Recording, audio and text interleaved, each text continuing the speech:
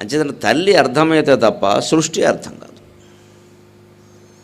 ఆ తల్లి నుంచి సృష్టి ఎలా ఏర్పడుతుందో, బిడ్డ ఎలా పుడుతున్నాడో అర్థం చేసుకుంటే శ్రీమన్నారాయణమూర్తి పాలసముద్రంలో శయనించడం, ఆయన నాభి నాళంలో తామర పువ్వు పుట్టడం, ఆ తామర పువ్వులో బ్రహ్మ పుట్టడం అర్థమవుతుంది.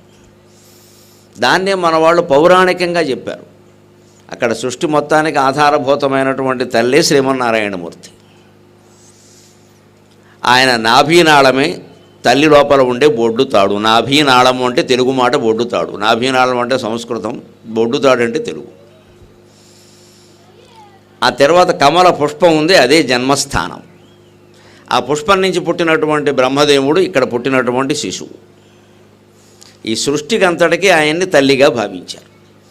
తల్లి అనగానే స్త్రీ అని, తండ్రి అనగానే పురుషుడని, ఇవి మామూలు మన మానవలోకంలో వర్తిస్తాయి. వైకుంఠంలో ఇవన్నీ వర్తించవు. ఆయనే తల్లి, ఆయనే తండ్రి, నీవే తల్లియు తండ్రియు.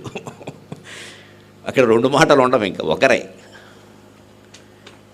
ఆది పరాశక్తిని వర్ణించేటప్పుడు తల్లి ఆవిడే, తండ్రి ఆవిడే. ఆవిడ తల్లి మాత్రమే కాదు, తండ్రి కూడాను. ఆ పరమేశ్వరుడు అన్నవాడు ఆవిడ నుంచే వచ్చాడు.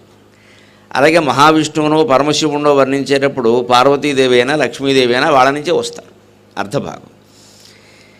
ఈ శాస్త్రీయమైన దృష్టిని అలవరచడానికి మన వాళ్ళు పూర్వం